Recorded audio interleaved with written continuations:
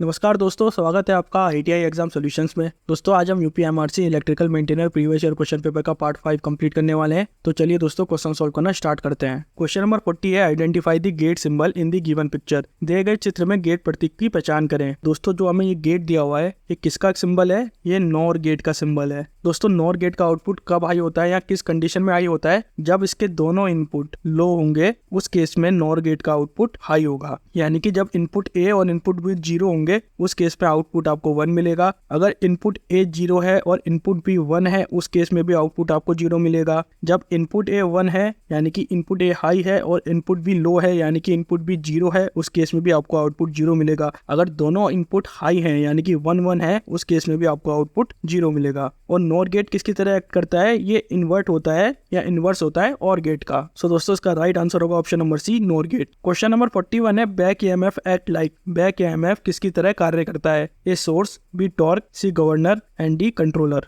दोस्तों जब DC motor को हम स्विच ऑन करते हैं तो डीसी मोटर की जो फील्ड वाइंडिंग होती है, जिसे हम स्टेशनरी वाइंडिंग होती है, ये मैग्नेटिक फील्ड को प्रोवाइड करती है, जिसकी वजह से डीसी मोटर का आर्मेचर रोटेट करता है। जब डीसी मोटर का आर्मेचर रोटेट करता है, उस केस में आर्मेचर कंडक्टर पोल फ्लक्स को कट करता है। और जब वो आर्मेचर कंडक्टर पोल फ्लक्स को कट करेगा तो as per electromagnetic induction EMF induce होगा। जब भी हम किसी कंडक्टर को एक मैग्नेटिक फील्ड में प्लेस करते हैं और जब कंडक्टर रोटेट करता है तो ये मैग्नेटिक फील्ड लाइन को कट करता है, और जब मैग्नेटिक फील्ड लाइन को कोई कंडक्टर कट करेगा तो उस केस में EMF इंड्यूस होता है। यही सेम थ्योरी आपकी अप्लाई होती है डीसी मशीन में भी। तो अकॉर्डिंग टू लेंस लॉ अब आता है इसमें दूसरा नियम। वो कौन सा नियम है? लेंस लॉ का नियम। तो लेंस लॉ के नियम के अनुसार क्या होता है, जो EMF डेवलप होगा या जो EMF इंड्यूस हुआ, वो किसकी वजह से हुआ? बेसिकली वो वोल्टेज की वजह से हुआ। तो वो EMF क्या करता है? वो वोल्टेज को अपोज करता है। क्योंकि ये EMF आपके मेन सप्लाई वोल्टेज को अपोज कर रहा है, तो इस EMF को काउंटर EMF भी बोला जाता है और बैक EMF भी बोला जाता है। और जो बैक EMF की इक्वेशन होती है डीसी मशीन में, वो क्या होती है? वो होती है P phi ZN अपॉन में 60 है। यहाँ पे P क्या है? नंबर ऑफ पोल है।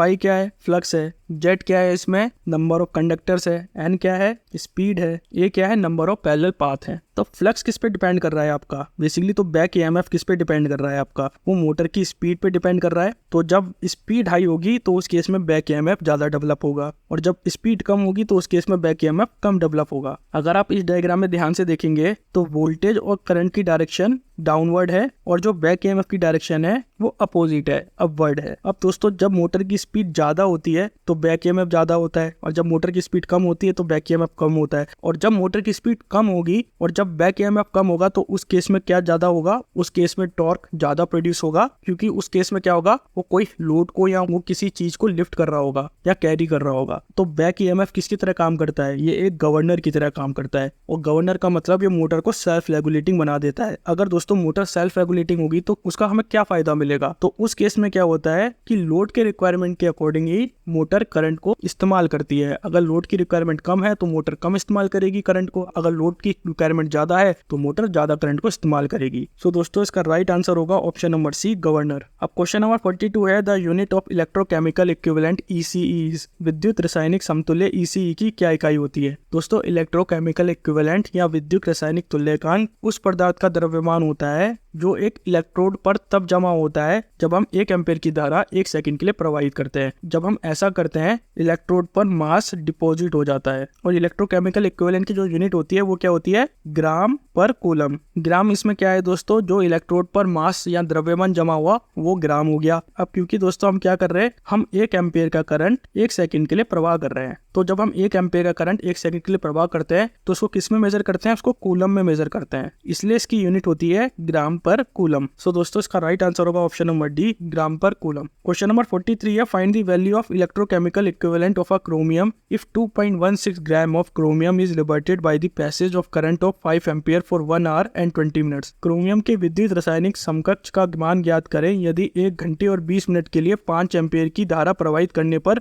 2.16 ग्राम क्रोमियम मुक्त होता है। यहाँ पे दोस्तों पहले जो हमें टाइम दिया हुआ है उसको हम कन्वर्ट कर देंगे सेकंड में। अब यहाँ पे 1 घंटा 20 मिनट दिया हुआ है, तो 1 घंटे में 60 मिनट्स होते हैं और 20 मिनट हमें ऑलरेडी दे रखे हैं इन्होंने, तो ये हो जाएगा +20 मिनट। तो टोटल कितने मिनट हो जाएंगे? टोटल 80 मिनट हो जाएंगे। अब 80 मिनट को हम मल्टीप्लाई कर देंगे 60 से, ताकि हम इसको सेकंड में कन्वर्ट कर दें, तो ये हो जाएगा टोटल 4800 सेकंड। अब चार्ज क्या होता है? Q वो होता है current into time. Current into time, यहाँ पे करंट की वैल्यू हमें 5 एम्पेयर दे रखी है, टाइम हमने निकाल लिया है 4800 सेकंड, तो चार्ज हो जाएगा आपका 24,000 कूलम। अब इलेक्ट्रोकेमिकल इक्विवेलेंट, अभी हमने पहले इसकी यूनिट पढ़ी थी, वो क्या थी? ग्राम पर कूलम। तो ग्राम क्या था उसमें? तो कितना द्रव्यमान एक इलेक्ट्रोड पे जमा हुआ, यानी कि कितना मास। तो ये हो जाएगा मास हमें दे रखा है, कितना दे रखा है? 2.16 ग्राम दे रखा है, तो उसको लिख लेंगे 2.16 ग्राम। और हम चार्ज निकाल चुके हैं, कितना? 24,000। तो ECE कितना आ जाएगा? इसको आप सॉल्व करेंगे तो ये आएगा दोस्तों 9 × 10⁻⁵ ग्राम पर कूलम। सो दोस्तों इसका राइट आंसर होगा option number C, 9 × 10⁻⁵ gram per coulomb. Question number 44 है, which type of parameter is used to drive a JFET।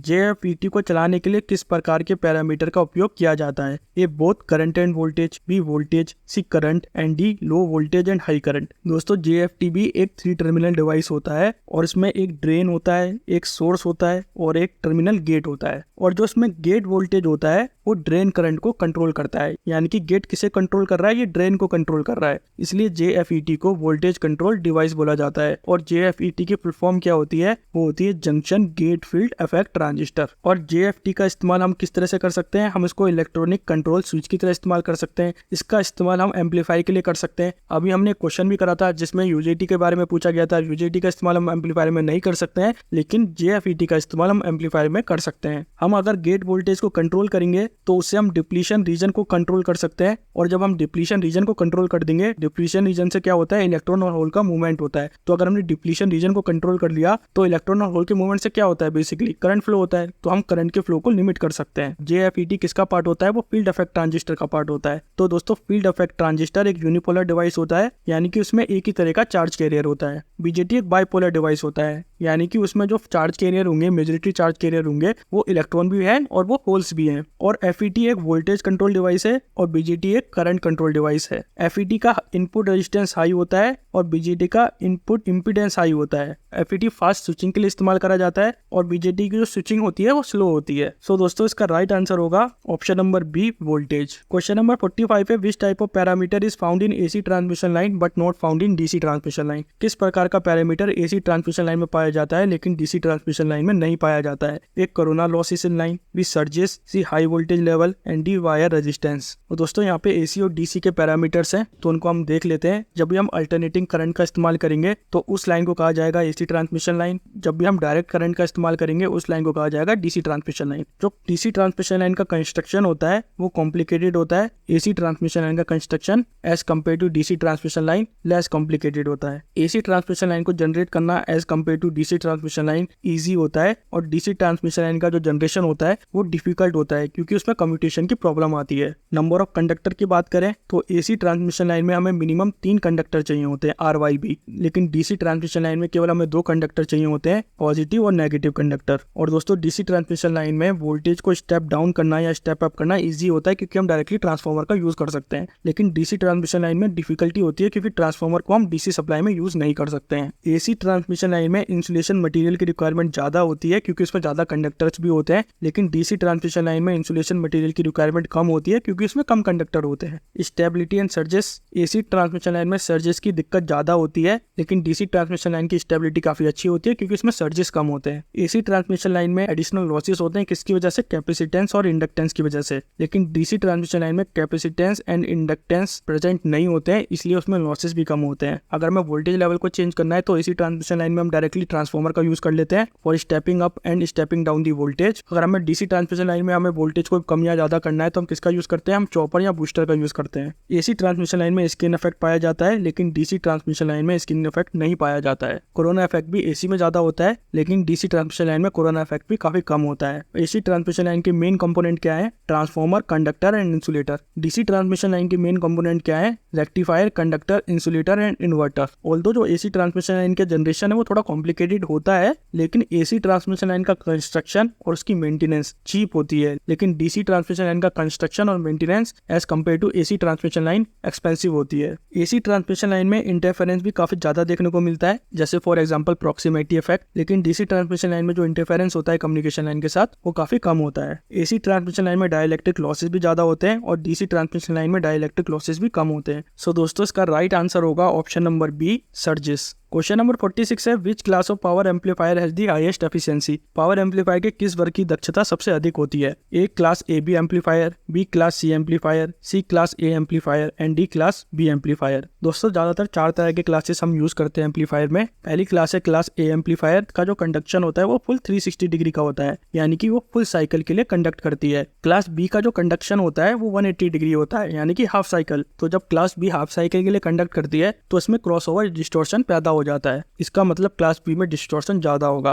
Class A B conduct करती है 180 से 360 डिग्री या 180 से 200 डिग्री, तो क्लास ए बी का जो कंडक्शन होता है वो अराउंड 180 से 200 डिग्री का होता है, यानी कि हाफ साइकिल से थोड़ा ज्यादा कंडक्ट करती है। और क्लास सी का जो कंडक्शन एंगल होता है वो 180 डिग्री से काफी कम होता है, और क्योंकि इसका कंडक्शन एंगल काफी कम है तो क्लास सी की एफिशिएंसी काफी ज्यादा होगी, पर इसका डिस्टॉर्शन भी सबसे ज्यादा होगा। जो क्लास सी की एफिशिएंसी होती है वो अराउंड 90% होती है, क्योंकि क्लास सी एम्पलीफायर काफी कम समय के लिए कंडक्ट करता है, और क्योंकि ये काफी कम समय के लिए कंडक्ट कर रहा है और ज्यादा समय के लिए ऑफ पोजीशन में है, तो इसमें जो पावर डेसिपेशन होता है या हीट डेसिपेशन होता है, इसी वजह से क्लास सी की efficiency as compare to other ज्यादा होती है। अब इसका एडवांटेज तो ये मिल गया हमें कि इसकी एफिशिएंसी ज्यादा है क्योंकि इसमें पावर डेसिपेशन कम है, लेकिन क्योंकि क्लास सी काफी लिमिटेड टाइम के लिए ऑन होता है या ट्रिगर होता है, तो ये कुछ ही पोर्शन को एम्पलीफाई कर पाता है। तो ये एक वेवफॉर्म, जैसे ये पूरी वेवफॉर्म है दोस्तों, इसका ये कुछ ही पार्ट को ये एम्पलीफाई कर पाएगा, बाकी पार्ट आपका अनएम्पलीफाइड रह जाएगा। तो जब बाकी पार्ट आपका अनएम्पलीफाइड रह जाएगा तो उस केस में क्या हो सकता है, नॉइज जनरेट हो सकती है, इंफॉर्मेशन लॉस हो सकती है या हार्मोनिक इंट्रोड्यूस हो सकता है, तो जिसकी वजह से क्लास सी में आपको डिस्टॉर्शन सबसे ज्यादा देखने को मिलेगा। सेम आपको इस टेबल में बताया गया है, जो कंडक्शन एंगल होता है क्लास ए का 360 डिग्री होता है, क्लास बी का 180 डिग्री होता है, क्लास सी का लेस देन 180 डिग्री होता है। एफिशिएंसी की बात करें तो क्लास ए की 50% होती है, क्लास बी की 78% होती है, क्लास सी की 100% होती है। और डिस्टॉर्शन की बात करें तो क्लास ए का डिस्टॉर्शन सबसे ज्यादा कम होता है, क्लास बी में मॉडरेट डिस्टॉर्शन होता है, क्लास सी में सबसे ज्यादा डिस्टॉर्शन होता है, और जितना ज्यादा डिस्टॉर्शन होगा उतनी ही कम लीनियरिटी होगी। सो दोस्तों इसका राइट आंसर होगा option number B, class C amplifier. Question number 47 है, if E1 is equals to A sine omega t and E2 is equals to A sine omega t minus 5,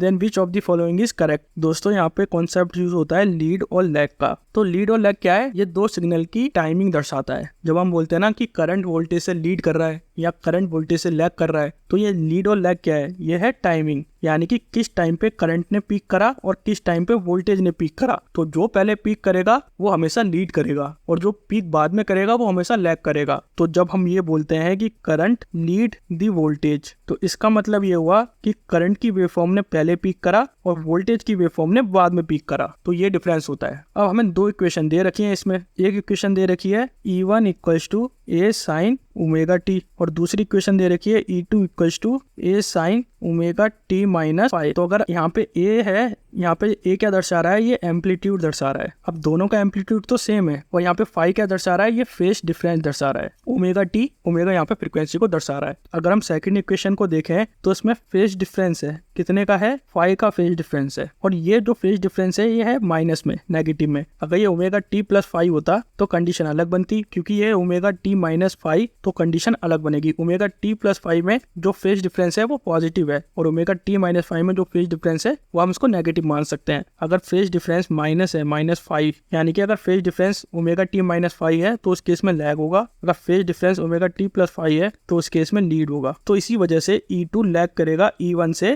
कितने angle पे, 5 angle पे। अगर यहाँ पे 5 angle कुछ भी होता, मान लीजिए 60 डिग्री होता, तो E2 लैग करता E1 से 60 डिग्री पे। सो दोस्तों इसका राइट आंसर होगा option number C, E2 lag E1 by 5। Question number 48 है, which of the following DC motor is more suitable for crane to develop high torque. उच्च torque विकसित करने के लिए क्रेन के लिए निम्नलिखित में से कौन सी डीसी मोटर अधिक उपयुक्त होती है। एक cumulative compound motor, B differential compound motor, C series motor and D shunt motor. दोस्तों सीरीज मोटर में सबसे खासियत होती है कि सीरीज मोटर लाइट लोड पे काफी फास्ट रोटेट करती है, और जब उसमें लोड अप्लाई होता है तो वो स्लो स्पीड में रोटेट करती है। और जब वो स्लो स्पीड में रोटेट करती है, हम एक क्वेश्चन कर चुके हैं इसके बारे में, जब DC series motor slow speed में रोटेट करती है तो बैक ईएमएफ जो डेवलप होगा वो लो डेवलप होगा, और जब बैक ईएमएफ लो डेवलप होगा तो तो जो टॉर्क होगा वो हाई डेवलप होगा, यानी कि लो स्पीड पे हाई टॉर्क डेवलप होता है। अब दोस्तों क्वेश्चन में पूछा गया है कि क्रेन के लिए कौन सी मोटर यूज होती है। अब क्रेन में तो लोड ऑलरेडी अप्लाई होता है। हम मान लीजिए हम किसी बाइक को उठा रहे हैं या किसी कार को उठा रहे हैं, तो क्रेन तो वैसे ही एक हैवी मशीन है, तो उसके लिए हमें काफी हाई टॉर्क की जरूरत होती है। तो इसलिए हम उस केस में डीसी सीरीज मोटर का इस्तेमाल करते हैं, और डीसी सीरीज मोटर का जो स्पीड रेगुलेशन होता है वो पुअर होता है। अब डीसी सीरीज मोटर की एप्लीकेशन क्या है? इसको क्रेन में इस्तेमाल करा जाता है, इसको होइस्ट में इस्तेमाल करा जाता है, और इसको एलिवेटर में इस्तेमाल करा जाता है। कंडीशन एलिवेटर की ये है जहाँ पे हमें हाई स्टार्टिंग टॉर्क की जरूरत होती है। शंट मोटर में जो आर्मेचर और फील्ड वाइंडिंग होती है वो पैरेलल में कनेक्ट होती है। इसका स्पीड रेगुलेशन अच्छा होता है, और जो इसका टॉर्क होता है शंट मोटर का वो कांस्टेंट होता है, और इसलिए शंट मोटर का टॉर्क कांस्टेंट है, इसलिए इसको मशीन टूल ड्राइव के लिए इस्तेमाल करा जाता है। ज्यादातर पंप्स के लिए भी इसका इस्तेमाल करा जाता है। कम्युलेटिव कंपाउंड मोटर का जो कनेक्शन होता है वो सीरीज और पैरेलल में होता है। इसका स्पीड रेगुलेशन मॉडरेट होता है, इसका टॉर्क भी मॉडरेट होता है, और कम्युलेटिव कंपाउंड मोटर को प्रिंटिंग प्रेस, स्टील मिल जैसी जगहों पे यूज करा जाता है। डिफरेंशियल कंपाउंड मोटर का प्रैक्टिकली कोई भी यूज नहीं होता है, क्योंकि इसका स्टार्टिंग टॉर्क तो लो होता है लेकिन इसका रनिंग टॉर्क हाई होता है, तो ये एक अच्छा फैक्टर नहीं माना जाता है। तो इसलिए इसका इस्तेमाल केवल बैटरी बूस्टर के लिए या एक्सपेरिमेंटल और रिसर्च वर्क के लिए किया जाता है। अब मैंने यहाँ पे डिटेल में डीसी मोटर की एप्लीकेशन डाल रखी है, जैसे कि शंट मोटर को कहाँ यूज करा जाता है? ड्रिल और मिलिंग मशीन में, लाइन शाफ्ट ड्राइव में, बोरिंग मिल में, ग्राइंडर और शेपर में, स्पिनिंग एंड वीविंग मशीन में, वुड वर्किंग मशीन में, स्मॉल प्रिंटिंग प्रेस में, लाइन मशीन टूल में। सीरीज मोटर का इस्तेमाल कहाँ करा जाता है? ट्रैक्शन में, ट्रैम कार और रेलवे कार्स में, क्रेन्स में, डेरिक्स में, हॉइस्ट में, एलिवेटर में, विंचेस में, फैंस और एयर कंप्रेशन में भी इस्तेमाल करा जाता है। वैक्यूम क्लीनर और हेयर ड्रायर में भी इस्तेमाल करा जाता है। कम्युलेटिव कंपाउंड मोटर का इस्तेमाल पंचिंग में, शेयरिंग में और पेलिंग मशीन में करा जाता है, और इनका इस्तेमाल पंप और पावर फैन में भी करा जाता है। डिफरेंशियल कंपाउंड मोटर का इस्तेमाल बैटरी बूस्टर के लिए किया जाता है। सो दोस्तों इसका राइट ऑप्शन होगा option number C, series motor. Question number 49 है, for emergency which of the following boxes should be provided at all station. आपातकालीन स्थिति के लिए सभी स्टेशनों पर निम्नलिखित में से कौन सा बॉक्स उपलब्ध होना चाहिए? A first aid box, B letter box, C complaint box, D suggestion box. दोस्तों किसी भी जगह पे आपातकालीन स्थिति के केस में फर्स्ट एड बॉक्स का यानी कि प्राथमिक चिकित्सा बॉक्स का होना अनिवार्य है। ऐसा नहीं होना चाहिए कि आपके पास फर्स्ट एड बॉक्स तो है लेकिन उसके अंदर कोई सामान ही नहीं है।